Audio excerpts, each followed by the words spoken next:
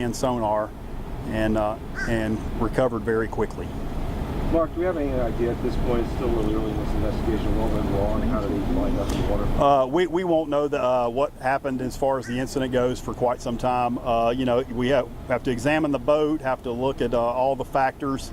There's some GPS data that they'll be going over. I'm sure that maybe they could pull from that boat. But it's just a time-consuming process, and we'll continue to work on that and just see if we can find out what happened here. But really and truly, it's just a very tragic incident, and we're really thinking about the family and the issue that they're having to go through right now, and hopefully we can give them some support and also some space and some privacy in the days ahead. Was he wearing a vest? My understanding is he was not wearing a life jacket, and I will tell you this, that it is very rare for a game warden to find a drowning victim with a life jacket on. So that's why it is so important to wear life jackets when you're out there on the water. You never know when something might happen. It could be a mechanical failure with a boat. It could be a number of things. You could have a health emergency, any of those things. But if you've got a life jacket on, you know something's going to keep you at the surface. And so it's so important for people to wear life jackets. Also give out a float plan, and just you've got to be extra vigilant and extra safe when you're out on the water, and that's what we want people to learn from this going forward. But we are grateful that we could bring this to a quick closure. And was there any damage on the boat to suggest that it had hit anything?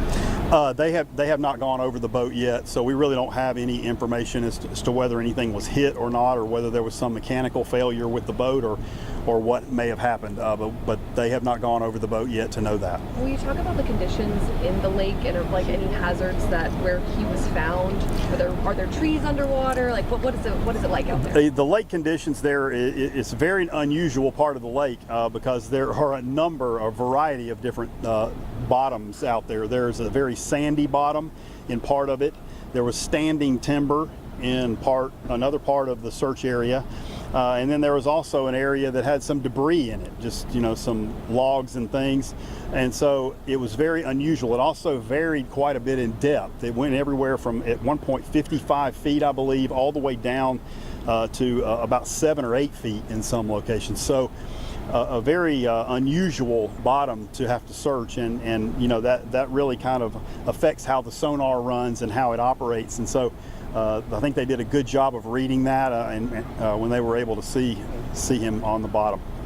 Mark, it seems like Lake Allatoona has averaged about 3 drownings a year. I don't know if that sounds high to you or if that's about average for lakes of this size, but is there anything that you can take away about the average that you're seeing, or maybe the challenges that this lake specifically poses? Well, it's really difficult to compare year to year for particular lakes, simply because there are so many factors involved in what may cause people to drown or to have a boat accident.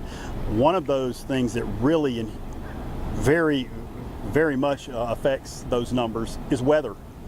If you have a summer where you have a lot of weekends where there is rain or bad weather weekends, you're going to have much fewer people on the lakes, and you're going to have a much lower numbers because we really attribute those numbers to volume.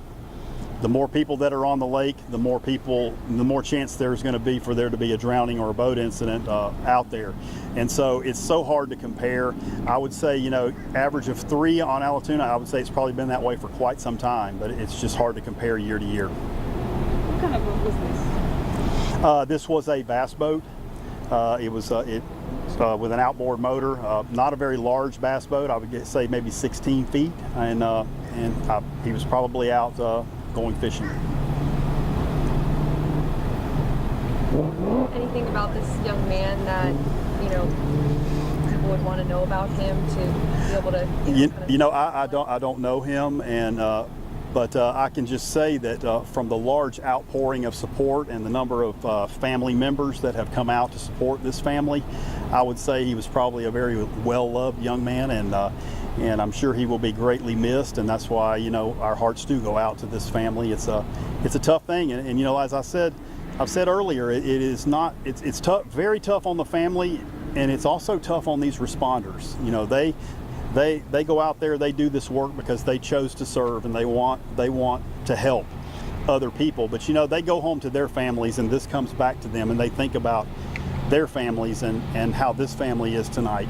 And so, you know, I ask you just to say a prayer for these folks, and you know, just give them some space and some privacy, if you would, and just understand what they're going through. But with the large outpouring of support that I've seen here, I would say that he was a very loved young man. Okay, all good? All right. At 5:30 straight. Yep. So